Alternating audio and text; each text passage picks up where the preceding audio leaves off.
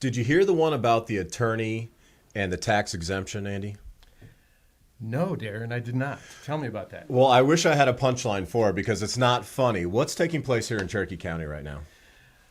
Yeah, well, the other thing that's not too funny in Cherokee County is what they're doing with taxes, on the property taxes. There was a House bill that was passed this summer, and it was put on the referendum on the ballots a couple of years ago, but they only gave us the good part.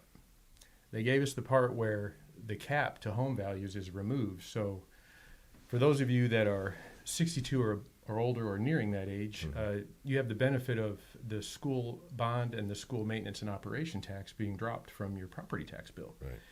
And this year, if you have that exemption, it caps at $501,000 of your home value. Well, next year, that cap is removed. So all of these increase in home values won't work against you if you have that exemption. And then the but. There's always a but, right? The part that wasn't so widely disseminated was the requirements to be able to qualify for the school tax exemption have dramatically changed. So do you know about it? Do you want to hear about it? Yeah, so elaborate on that. So ultimately, the school taxes, which is the largest portion of our county tax bill, essentially can now be charged to an individual that's 62 or older, which was one of the benefits of moving to Cherokee County as a senior. Am I understanding that correctly? 100%. And our county was actually pretty attractive for seniors to move to because we had one of the more aggressive exemptions in place in the state. I mean, it represented, in some cases, maybe 75% of the tax bill. For sure. In fact, if any of you want to know what I'm talking about, go pull out your tax bill and look at the itemization that says school bond and school M&O. And those are probably the two biggest pieces of your bill. Right. And if you're over 62, you get that removed from your bill for the rest of the time that you pay property taxes in Cherokee County. Now, however, they have imposed a 5-year homesteading in Cherokee County in order to receive that. So if you've been living here for 5 years or more and you're going to turn 62 soon, you're good. This change isn't going to affect you very much. Now, let me ask you this real quick, because it doesn't just happen automatically, does it? You have to actually file for this exemption. Right, and there's actually a pre-task, so to speak, that you have to do as well. Most people are familiar with the homestead exemption. Okay, so any of you that own your home and live in your home should have filed for your homestead exemption. And at our closings, we remind buyers of that, and we give them a sheet showing when to go and where to go. And up until now, we've always been telling them that just having one owner or one spouse go file the exemption will get you the exemption. Right. And that is still true. However, you definitely want to make sure now that both spouses have the homestead exemption, because if one spouse were to pass away and the other spouse did not have that exemption, let's say they're 70 years old and they're 3 or 4 years, 5 years into enjoying those lower taxes. If the surviving spouse doesn't have their own homestead exemption in their name, their taxes are going back up for 5 years. And you can only imagine if you're on a fixed income, that creates a significant problem. If you have a $500,000, $600,000, $700,000 house, you're probably paying $4,000 to $6,000 in taxes. That's another $500 or so extra a month that you'll be paying into an escrow account. And that's before you have that shortage in your escrow account, because those taxes had to be paid. So it's imperative. The whole point of this discussion and how this started is to make certain that we're educating and letting as many people as we possibly can that will listen to file for your homestead exemption as soon as possible. Now, what about like any changes to the deed as itself? Like if I quit claim, so let's say somebody's 62, they filed for their exemption, and then they quit claim their son or their daughter onto the property later on. Does that affect their exemptions at all? You want to confirm with the county assessor yourself every time you change your deed that you still have your exemption. The assessors look at every property and every property owner on a case-by-case basis.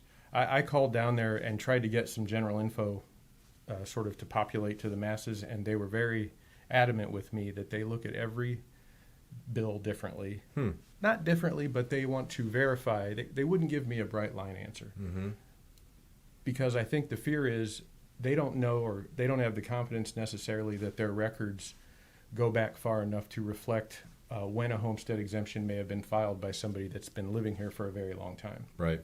So this is a good time to just kind of go to the assessor. Yeah. They know that they're inviting a lot of traffic down there, but they want this. So Sure. Go down there and make sure you have your homestead exemptions, both spouses.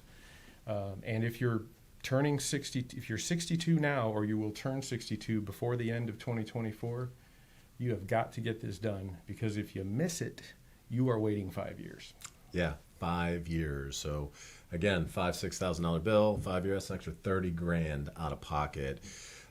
So highly recommend everybody get down there and figure this out as soon as possible. So thank you, Andy. And I didn't even get a chance. We wanted to get right into it. I'm here with Mr. Andrew Hartman with Hartman Law. He's got offices all over the country, all over the state, and soon to be all over the country. Am I not mistaken? Might be adding a state. Okay. Yeah, I'll let you know about, I know that it's fun to make fun of Alabama right now because they're below all of our Big Ten schools in the rankings. But, yeah, we may be making a little creep into Alabama soon. Okay. So. Well, talk to us a little bit about the importance of having a good closing attorney like yourself for handling the transaction. What purpose do they serve at a closing, whether you have a mortgage involved in the transaction or you're paying cash? Why do we need an attorney involved? Well, I tell you, we have three main functions the way I see it. Number one is we examine the title to the property. And those are public records, but after you've been doing this long enough, you recognize sort of the hidden defects in titles, so to speak. And that is why you have title insurance. You buy title insurance from a closing attorney, and although it looks like a line item on the settlement statement that's a little salty, it is by far the cheapest insurance you'll buy in your lifetime. Right. You never pay it again. Our other big role is obviously making sure documents get prepared and executed correctly and recorded. And then probably the biggest and scariest is also receiving and dispersing money. Which, Right. A lot of fraud out there. I'm kind of like a fraud nerd, so you want to talk about seller impersonation or wire transfer fraud, I've got all kind of written materials to scare you to death on that if you want it. Wire fraud scares me to death too. Years ago we adopted a policy where I will not provide wire instructions in any form or fashion. So Smart guy. Try to have the attorneys who have the proper fail safes put in place to make certain that they're getting that correctly, right? Should all mortgage lenders be doing that and brokers be doing that? Absolutely. I mean, I can show you case after case where real estate agents and mortgage bankers are being held contingently liable for some of the losses because they disseminated wiring instructions. Our official policy in writing is that you're not allowed to share my instructions. Right. And that helps you because if you have a borrower that's insistent that you get them, Right, you can right. say, well, Hartman won't let me have them. Yeah. All of the firms that you work with that are sort of boutique, reputable closing firms have proprietary methods of sharing wiring instructions Right. that are safer than email. I mean, nobody should be emailing you wiring instructions. Right. So why can't people just bring a check? Georgia has what we call the good funds law. All right. So it's funny. We got into wires and got rid of certified checks because people were washing those, and so we hated checks for a while. Right, I would love to have a check. But no, Georgia has a good funds law, and what that means is we're a table funding state, which means our closings here in Georgia all happen at the table. It's 1 hour or less. Buyer and seller are there. Mm-hmm. Money comes in, money goes out right there. Well, a lot of states are escrow states, which means the closing takes a week. And the money can come in and it can clear and then it can be dispersed. But here, I need that money to be good money at the table. Right. So good funds means I have money coming in that can't be taken away from me and it has already cleared, and then I can send that money out the door.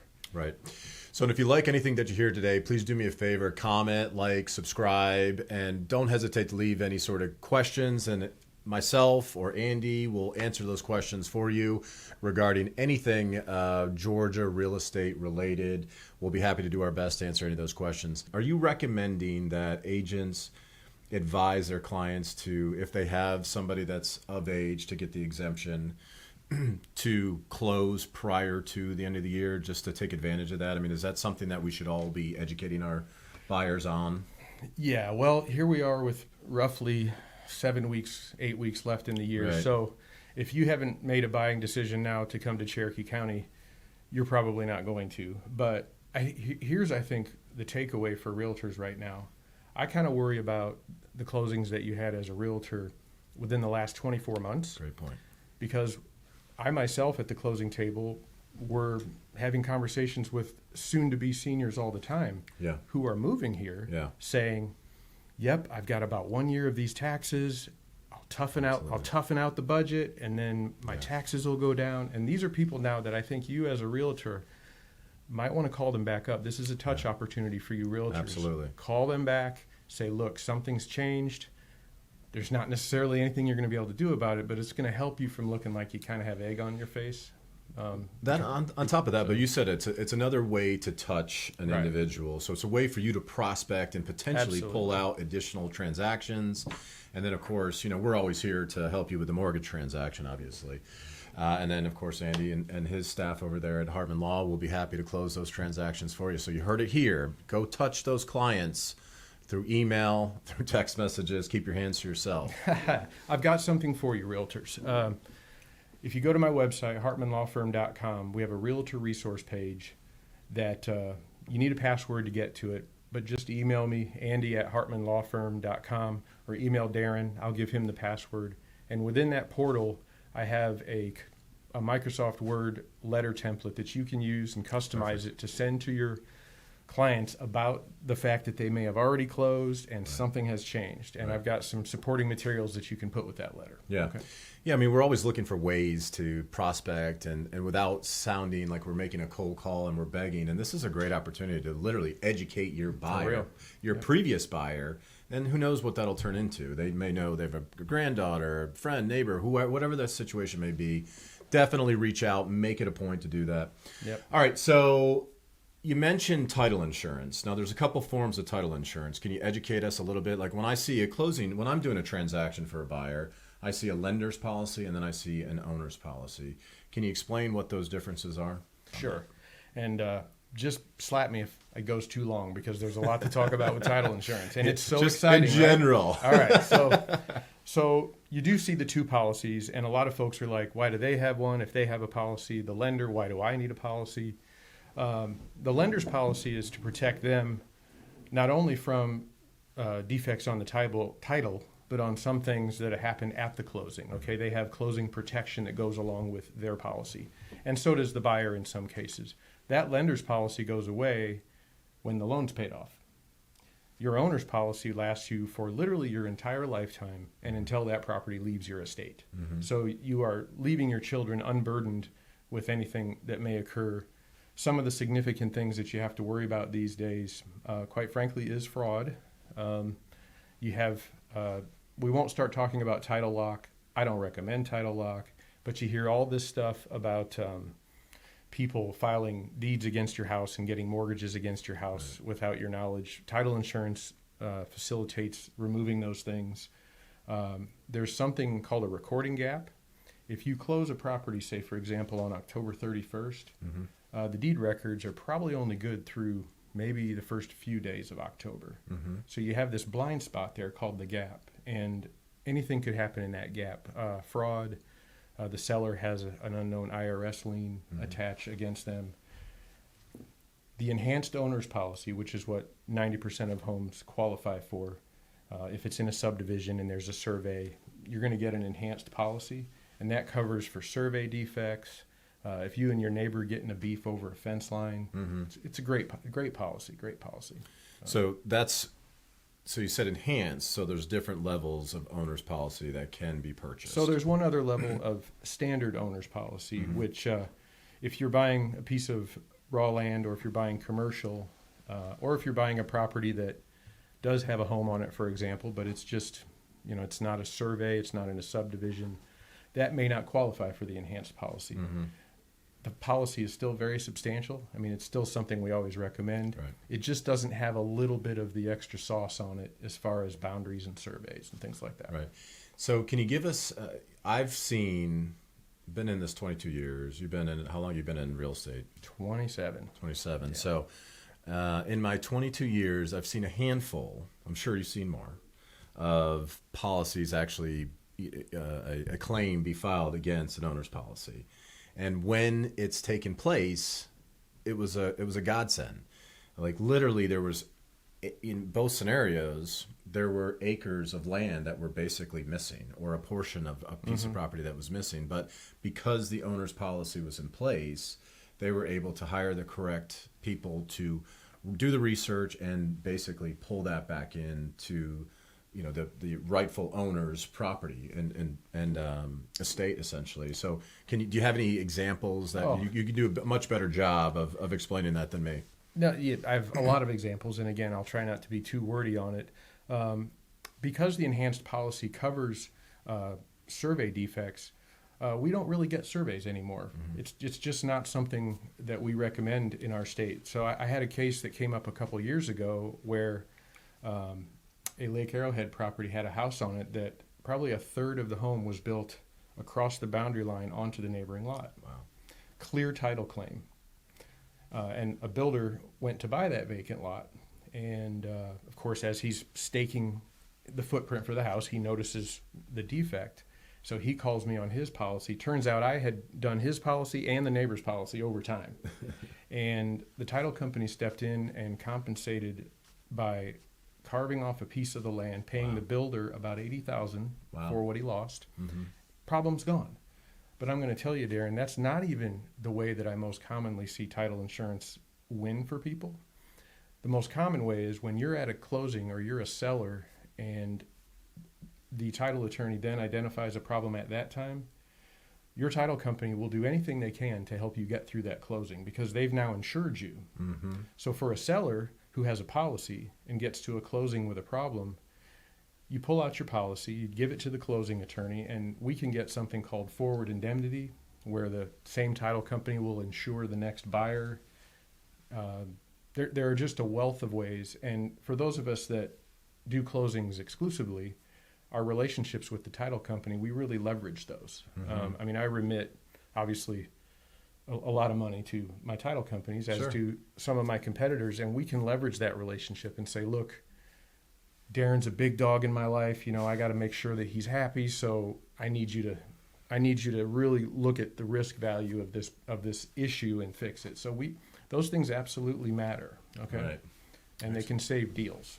So yeah, no if doubt. you wanted a juicier, sexier example, I mean, we had, we not only have cases of wire fraud, we have undisclosed heirs. I had a son impersonate a father because he had the same name and sell a property that he shouldn't have, and title insurance steps in and fixes things like that.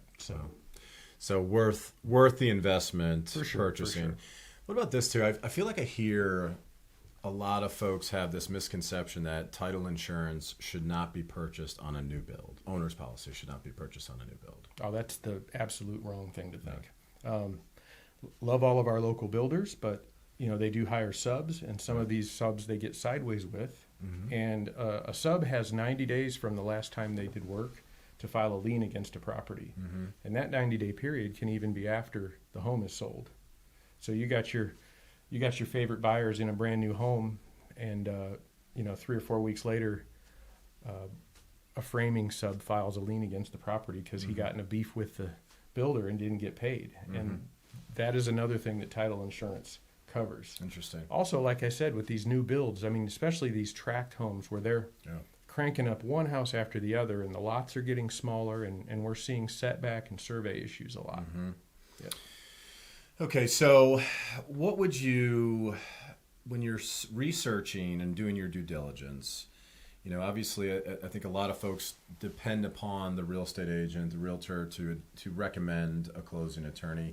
But what would you advise the buyer or even the seller how to research and do their due diligence on the closing attorney that's handling the transaction?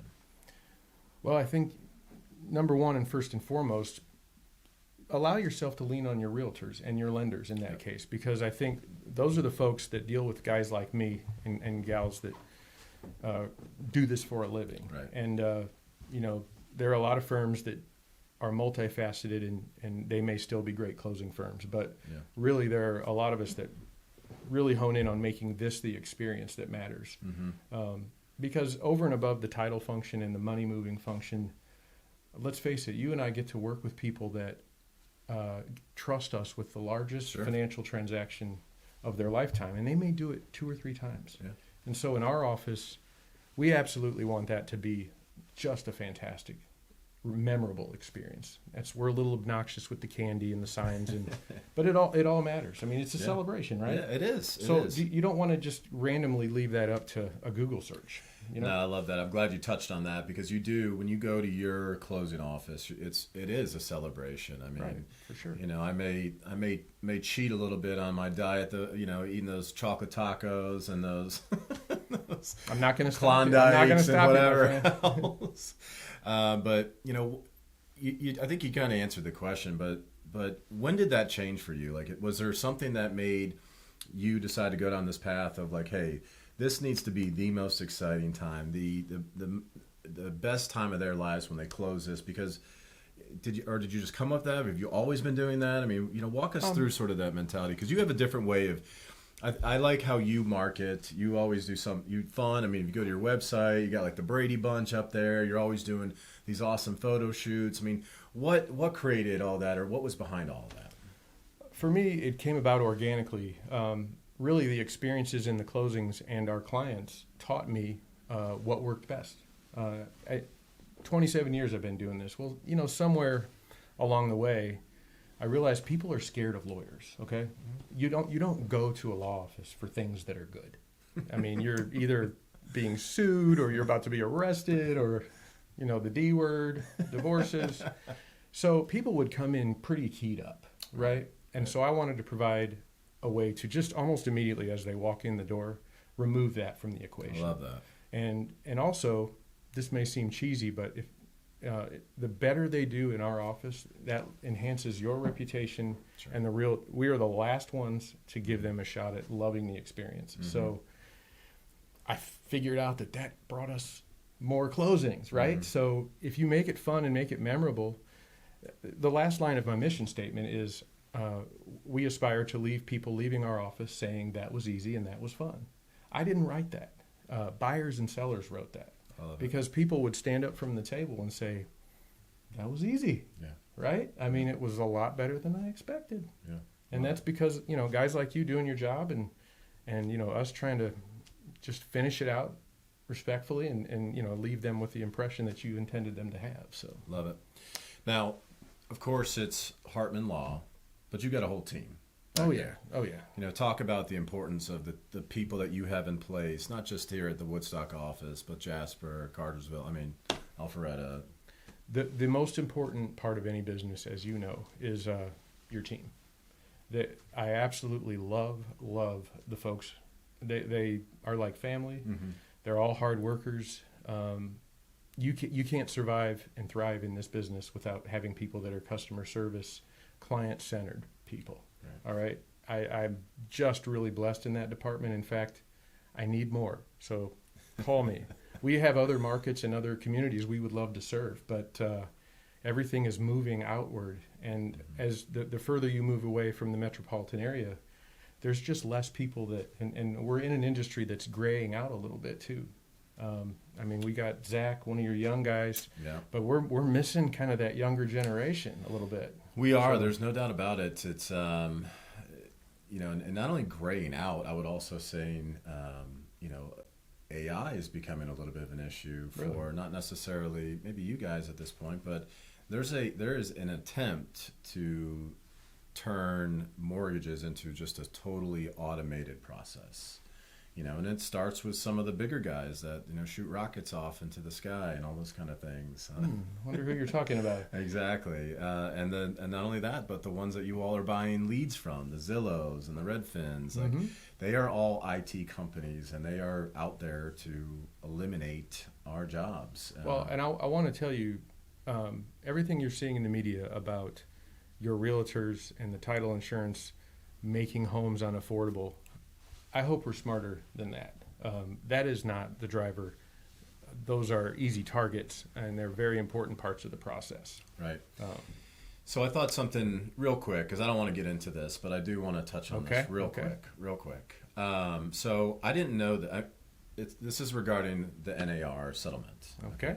So the gentleman that brought, or law firm or attorney, the original attorney who brought on this lawsuit, it's my understanding that he has now got this gigantic real estate company. Yeah, he does. It's either Sitzer or Burnett, one of the named plaintiffs. That lawsuit out west was Sitzer Burnett versus NAR. So one of those two gentlemen has put a platform together where he's offering something like $50 showings, and I think it's like 50. I thought it was I don't know. I can't remember exactly. You know better than I do, but it was like $1,500 total. I try not to be a conspiracy theorist. Right. It's not a good look that he had that platform ready to go the day after the settlement. I'm talking April 17th. He was ready to go with that, and I think it was either done as sort of a slap in the face, sort of a joke. But I don't know if it's gaining traction. I think it's pretty nefarious, to be honest with you. I was just in a conference in San Diego, and it's gaining quite a bit of traction. I would question the talent out there that's going to have any time for showing multiple houses for $75 a house. So. It's in my mind. I think probably in yours. It truly will be sort of you get what you pay for. Kind of situation. Yeah. And then one last comment on that. Now, only been in this business 22 years. I say only. I do feel we are like one of the old ones, graying out. Got a little. I don't have any milk. hair to gray out, but in my beard a little bit. So my understanding is that in the 80s and beforehand, again, I'm not totally up to speed on this. I'm just kind of now researching it a little bit, but there really weren't buyer agents in that time frame. Very true. I was a wee young lad. You probably weren't even born then. I was a wee young. Yeah. This betrays a little of that for me. But yeah, the way I understand it, and this admittedly was before my time in the industry, but your consumer protection groups actually recognized a need for buyer's agents. Okay, the buyer's agents weren't always around, and buyers were frankly being taken advantage of. Right. And so the industries said, no, we need representation for these buyers. And I'm also a little too young, I guess, to know when and why co-op commissions started. I mean, it might seem like an interesting concept why one agent shares their compensation rather than a straight transaction. That's all discussion for another time. Sure. But the point being, it was recognized that buyer's agent provided a service and needed to be compensated for it, obviously. And I think that's kind of what I'm getting at is there is still a need for buyer's agents, and they're not going away. Everything, it turns out, is cyclical. I just learned that 90s wide jeans are back. What kind of jeans? What are they called? They're like these, I don't even know. I'm not even going to... Do you have acid wash jeans? I do not know. Come on. But I never did. Oh. And my understanding is they're coming back. So the point of that is to say that everything is cyclical, and it does seem... It does seem as though this is cyclical and it's going through that particular time, and it will come out of it. And because, once again, most likely, unfortunately, buyers are going to be taken advantage of. But how important is it to have a closing attorney to represent or to take care of you and make certain that you're not being taken advantage of? Well, 100%. I mean, number one, if you're here in Georgia buying property, we are what's called an attorney state. So an attorney has to oversee the drafting of deeds and the conveyance of property in our state. So you're going to be sitting with an attorney if you're financing a property. Right. Okay. But it's a team effort. We can't do everything. We rely upon realtors to bring to bring sort of a vetted, prepared buyer and seller to the table. And believe me, I think you have stories. The closings we have without realtors are rougher sometimes. Yeah. Which you naturally would expect. Sure. So it's a team approach. You're stuck with a guy like me. You got to come to an attorney's office. So we try to accommodate you on that, and lean on your professionals out there to do a good job for you. Andy, thank you. I appreciate Thank you. Thank you, brother. Andy Hartman, Hartman Law. My name's Darren Hunter. This again is my man Andy. If you have any questions, any concerns, don't hesitate to leave a comment below, like, subscribe, all the things. That, once again, my friends, was another guaranteed interview. We'll see you on the next one.